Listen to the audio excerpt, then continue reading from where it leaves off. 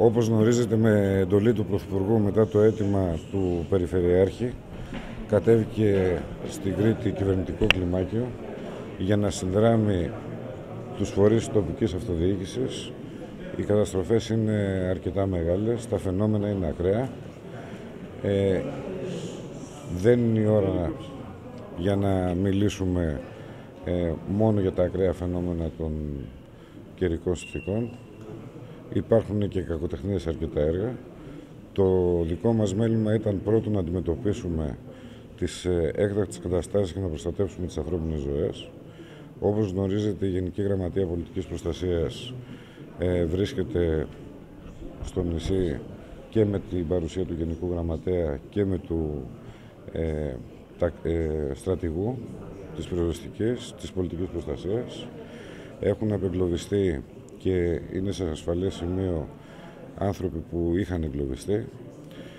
Έχει δοθεί εντολή για μία περίπτωση που έχουμε 2 ασθενείς και να υπάρχει επιχείρηση για να τους μεταφέρουμε στο νοσοκομείο Χανίων οδικά, σε περίπτωση που δεν υπάρξει τέτοια λύση, γιατί οι προσβάσεις είναι πολύ δύσκολες. Έχει κοπεί το οδικό δίκτυο σε πάρα πολλά σημεία. Αύριο το πρωί, με το πρώτο φως της ημέρας, εφόσον επιτρέπουν οι συνθήκες, το ελικόπτερο της πυροσβεστικής να πάει για να τους μεταφέρει, να κάνει ένα αποκομιδή. Έχουμε πάρα πολλές καταστροφές και στο βόρειο οδικό άξονα Κρήτης και στους δήμους Πλατανιά, Κισάμου και Κανδάνου. Επικοινωνήσαμε με το Υπουργείο Οικονομίας. Αύριο θα τρέξουν οι διαδικασίες και από το Υπουργείο Υποδομών και από την Περιφέρεια και από το Υπουργείο Οικονομίας, προκειμένου να δοθούν σαν πρώτη χρηματοδότηση 10 εκατομμύρια στην Περιφέρεια για τη διάνοιξη των σημείων που έχουν κλειστεί. Στην Περιφέρεια Κρήτης, ναι. Και για το βορειοδικό άξονα, αλλά και για τους οικισμούς που, όπως γνωρίζετε, είναι αποκλεισμένοι. Υπήρχε από νωρίς επικοινωνία με τον Υπουργό Εθνικής Άμυνας.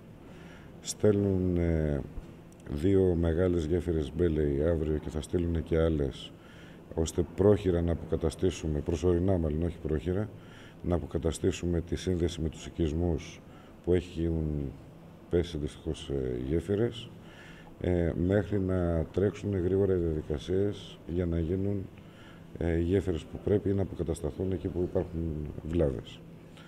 Να σου πω ότι τα 2 σημεία που έχουμε μεγάλες κατολιστήσεις στο βόρειο δικό άξονα Κρήτης, αλλά και τους δήμους που δεν έχουν τεχνικές υπηρεσίες, θα τις αναλάβει το Υπουργείο Υποδομών και με το κλιμάκιο που βρίσκεται ήδη στο νησί και με πρόσθετα κλιμάκια αν χρειάζεται, γιατί υπάρχουν σημεία στο οδικό δίκτυο εκτός από τις γέφυρες που χρειάζεται ιδιαίτερες τεχνικές γνώσεις και έμπειρο προσωπικό επιστημονικό για να δοθούν άμεσες λύσεις.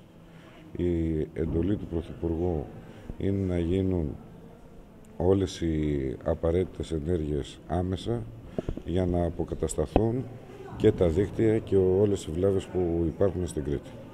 Δεν προβλέπονται σε τέτοιες έκτακτες καταστάσεις και από τον νόμο των δημόσιων συμβάσεων και από την Ευρωπαϊκή Οδηγία να υπάρχουν προσκλήσεις μέσω του ηλεκτρονικού συστήματος συγκεκριμένο αριθμό εταιριών, προκειμένου να γίνει απευθείας διαπραγμάτευση. Έτσι θα είναι διαφανέστατη διαδικασία, απλά δεν θα είναι η χρονοβόρα διαδικασία που ακολουθούμε συνήθως στα δημόσια έργα. Στα Χανιά. Από πού θα ξεκινήσετε, σας πει? Κοιτάξτε, θα ξεκινήσουμε από τα σημεία του ΒΟΑΚ που έχουμε τις μεγάλες κατολιστήσεις. Θα πάμε στο ιστορικό γεφύρι που έφτιαξε ο Ελευθέριος Βενιζέλος και άντεξε 110 χρόνια.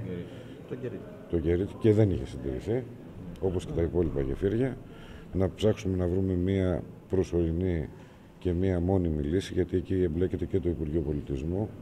Έτσι, είναι ιστορικό μνημείο.